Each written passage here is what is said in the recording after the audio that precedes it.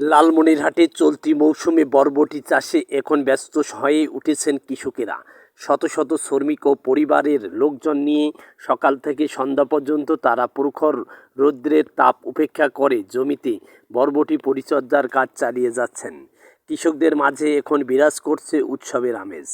লালমনিরহাটের 5টি উপজেলার 45টি ইউনিয়ন ও 2টি পৌরসভার কৃষকরা বরবটি চাষে বেশি ব্যস্ত। কৃষকরা প্রতিদিন সকাল থেকে সন্ধ্যা পর্যন্ত কৃষি জমিতে বরবটি পরিচর্যা কাজ নিয়ে ব্যস্ত সময় কাটান। বরবটি সাধারণত খরিফ মৌসুমে ভালো হয়, কিন্তু দিবস নিরপেক্ষ জাত বছরে যে কোনো সময়ে চাষ করা যায় এবং একই সবজির বছর জুড়ে চাহিদা থাকে। এই চাষ করলে মাটির উর্বরতাও বাড়ে। খরিফ মৌসুমের মার্চ সেপ্টেম্বর চাষ একটু আগে করলে বাজারে ভালো দাম পাওয়া যায়। খরিফ ও প্রাক খরিফে চাষ করার জন্য পুষা ফাল্গুনী, পুষা দোফসলি, পুষা বর্ষাতি, অর্ক গরিমা ভালো জাত। প্রায় সব ধরনের মাটিতে বরবটি চাষ হলেও দোআঁশ মাটিতে ভালো হয়। M R Rashed, Lalmonirhat.